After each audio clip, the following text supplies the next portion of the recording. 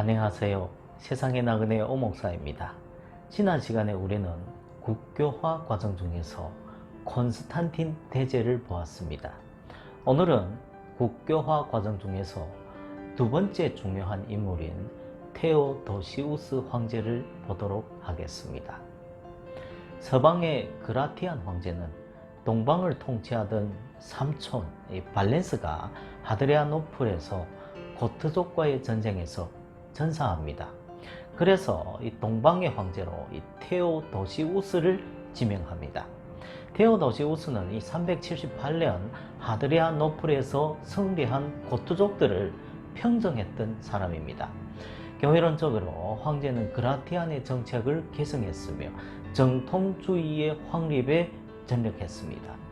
그는 380년 모든 백성들이라는 칙령을 발표하여 이 로마 시민들에게 사도 베드로에 의해 로마인들에게 전수된 종교를 신봉할 것을 명했습니다.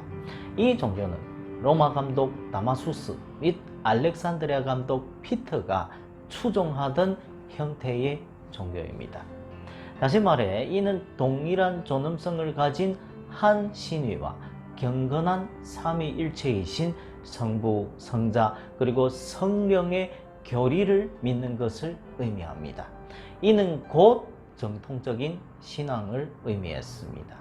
그러한 신앙을 신봉하는 사람들은 자신을 보편적 기독교인들이라고 부를 수 있었습니다. 그 외의 사람들은 미친 자들이며 야만인들이고 이단자들이며 하나님의 보복 아래 있는 자들이었습니다. 따라서 하늘의 뜻에 따라 제국은 그들에게 심판을 가했습니다. 테오도시우스는 로마의 감독 다마수스와 알렉산드리아의 감독 피터가 신봉하던 하나의 참된 형태의 종교를 확립하기 위해 그가 하나님으로부터 자신의 권력을 부여받았다고 믿었습니다. 배교자 줄리안을 제외하고 콘스탄틴 이후의 황제들은 이 하나님께서 로마 제국을 기독교화시킬 사명을 자신들에게 위탁했다고 믿었던 것입니다. 테오도시우스 법전과 이후 저스티니안 법전에서 이 제국이 법률적 시스템을 확립함에 있어서 기독교의 영향을 지대하게 받았음을 볼 수가 있습니다. 콘스탄틴 이래 십자가형의 폐지, 검투의 금지, 유아살해의 금지, 노예 해방의 촉진이 그것들입니다. 밀란의 감독 암브로스는 그라티안의 반아리우스주의 정책에 결정적인 영향을 미쳤습니다. 테오도시우스는 더 구체적으로 친니케아 정책을 추진했습니다. 콘스탄티노플에 도착한 직후 그는 아리우스주의자들을 제거하고 니케아 신조를 받아들이는 자들을 등용했습니다. 예컨대 데모필로스를 나지안주스의 그레고리로 대체하기도 했습니다. 제국이 여전히 아리우스주의 논쟁으로 휩싸여 있음을 직시하고 니케아 정통주의를 재천명할 필요성을 느끼고 제2차 보편적 교회 회의를 소집했습니다. 그는 이미 381년 초에 아폴리나리우스주의자들, 포티니우스주의자들, 유노미우스주의자들, 그리고 아리우스주의자들과 같은 이단들을 처벌하기 위한 법들을 제정했습니다.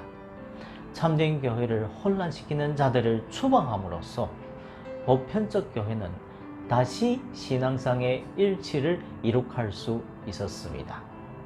이방 종교애로의 개종이 이 처벌이 대상이 되었으며 로마 원로원은 더 이상 이방 신들에게 예배할 수 없었습니다.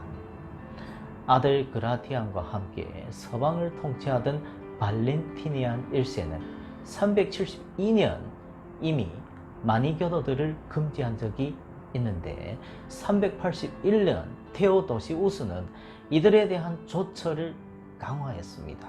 그는 또한 이 금욕주의자들 그리고 성만찬에서 물의 사용을 주장하던 자들의 사형을 선고했습니다. 이는 이단에 대해 사형을 선언한 최초의 조처였습니다. 나아가 이단들을 다루기 위해 지역교회회의를 소집하던 383년까지 이단들을 금하는 법령들이 이 절정에 이르렀습니다. 너바티안주의자들 및 완강한 반아리우스주의자인 감독 루시퍼의 이 주종자들인 루시퍼주의자들만이 위기를 모면할 수 있었습니다. 391년까지 그의 이단과 이방 사상에 대한 박해가 계속되었습니다. 그 해에 이방 종교의 희생 제사를 금지시켰습니다. 그라티안도 이방 사상에 대한 이 규제를 강화했습니다. 그는 이방 제의들에 대한 국고 지급을 금지했으며 원로원에서 승리의 제단을 제거했고 이방 종교의 대제사장 타이틀인 폰티펙스 막시무스라는 칭호 사용을 거부했습니다. 이 타이틀은 아우구스토스 이래 모든 황제들이 사용했던 타이틀이었습니다. 이 타이틀은 이방적 제국의 잔재였습니다. 그러나 이방인들의 반대도 만만치 않았습니다. 행정장관이요 뛰어난 웅변가였던 시마쿠스는 382년 그라티안 황제가 원로원의 승리의 제단을 제거하는 것을 강력하게 반대했습니다.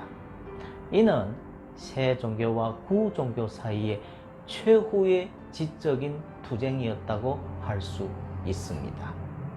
이 제단은 과거 콘스탄티우스 2세가 제거한 적이 있으며 줄리안이 다시 복원했던 것입니다. 암브로스는 발렌티니안 2세에게 편지를 보내요.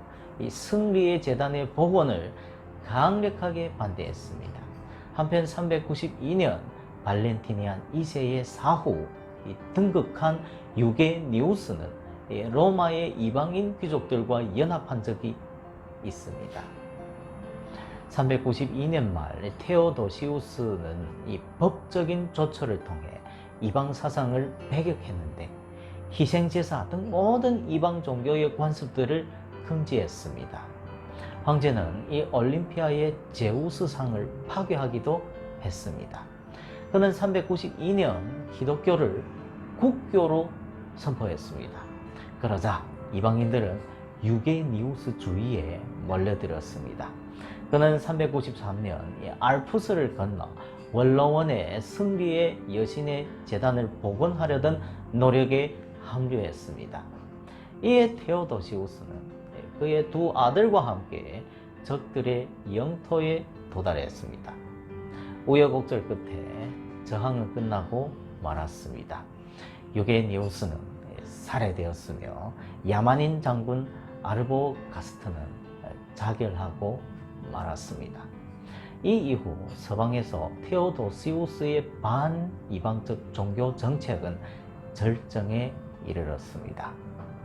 콘스탄틴 치하의 종교적 관용은 이제 국교화 정책 및 이방 종교들의 배제로까지 발전한 것입니다.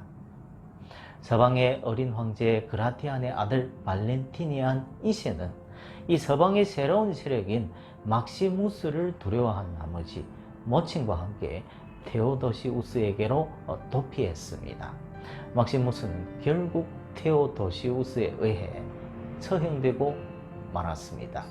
최후의 통합 황제였던 테오도시우스는 권력이 절정기에 사망했습니다.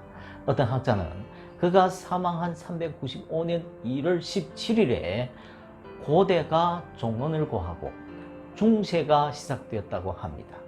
그는 정치적으로 고트족을 제국 내에 거주하게 하고 그들을 평화로운 집단으로 탈바꿈시킴으로써 제국을 안정시키기도 했습니다. 16년간의 통치 동안 그는 콘스탄틴 황제에 의해 개시된 기독교화의 과정을 완성했습니다. 그의 정책으로 이 니케아 정통주의는 제국 내에서 승리를 구가할 수 있었습니다. 그러나 고트족의 사도인 울필라스는 야만인들 사이에 이 아리우스주의를 전파했습니다. 이로 인해 이 정통주의의 완전한 승리는 많은 황제들의 노력과 수세기의 시간이 더 필요했습니다. 교회는 데오도시우스가 남긴 선물들을 향유했습니다. 그러나 이후 세기들 동안 이단들 때문에 비싼 대가를 치러야만 했습니다. 곧 보편적 교회가 시행한 박해가 그것입니다.